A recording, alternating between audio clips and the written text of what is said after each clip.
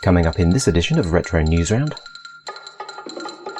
an up-to-date modern TV light gun emerges, a brand new games machine from the Sinclair family, and the Nintendo Game Boy is now available in Lego.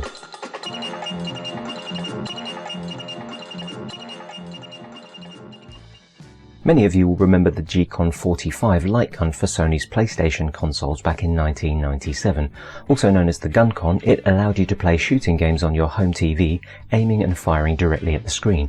The problem, of course, now, if you're a retro collector, is that they will not work on modern flat-screen TVs, due to the way they detected signals from our old CRT televisions back in the day.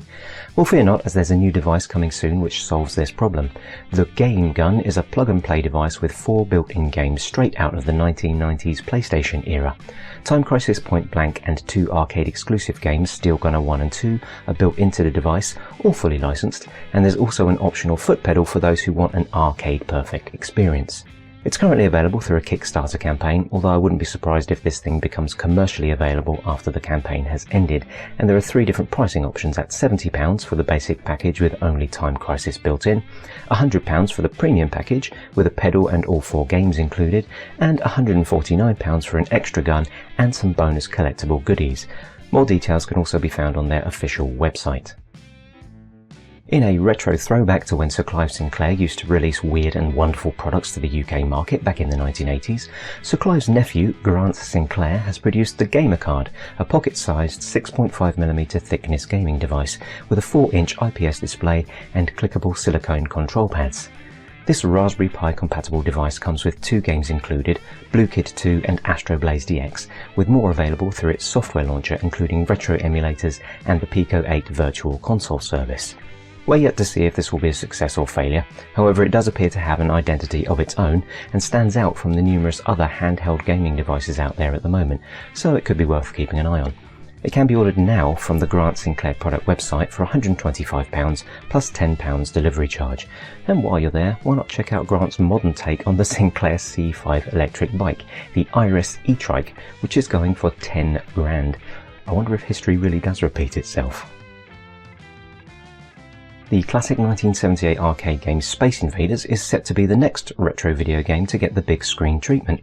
MGM Studios, in conjunction with New Line Cinema, have announced the production, but no word yet on plot details or a release date, although 2 writers have been hired, Ben Zazove and Evan Turner, who've previously worked on 2018's Sherlock Gnomes and 2023's Outlaws.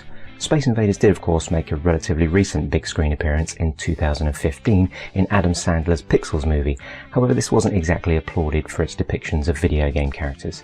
So what do you think? Can they make a decent movie out of Space Invaders?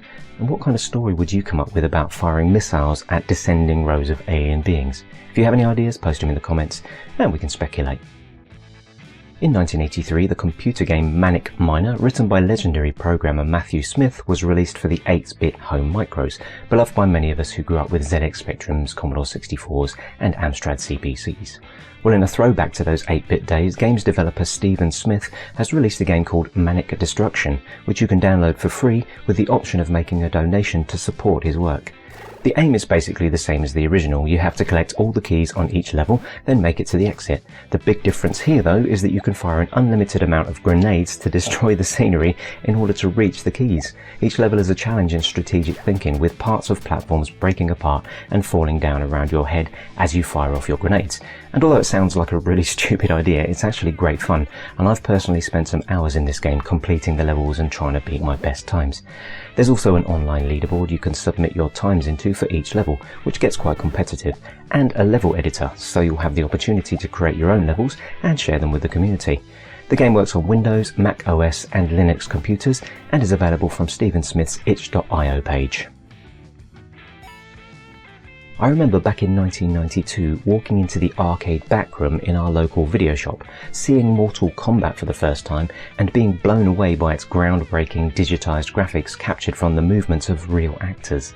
If this game had a similar impact on you at the time, and you've seen the way it's evolved over the years, this special ultimate compilation of Mortal Kombat games could be of interest.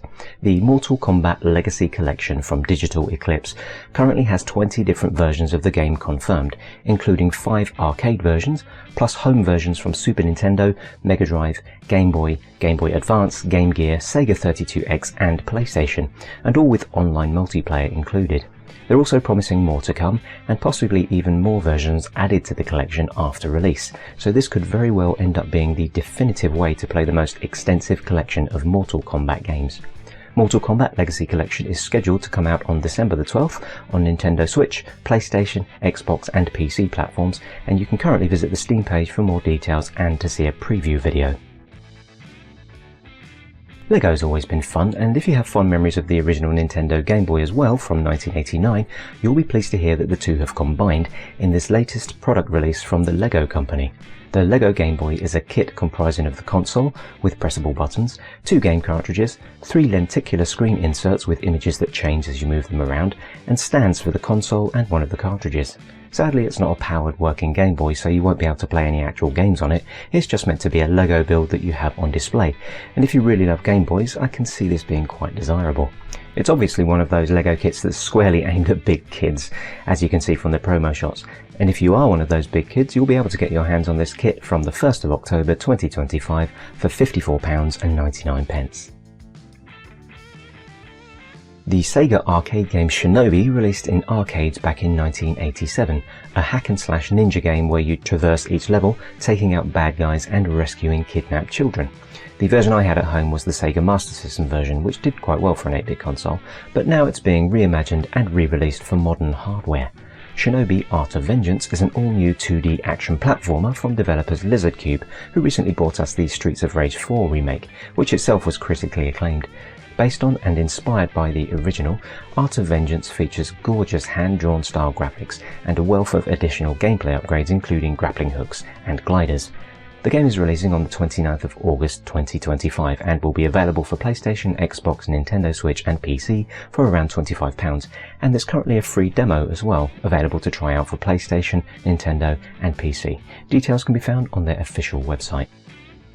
And finally, one for the retro gaming community on the weekend of the 15th and 16th of November, Crash Live 2025 will be taking place at the Holiday Inn events venue in Kenilworth, UK.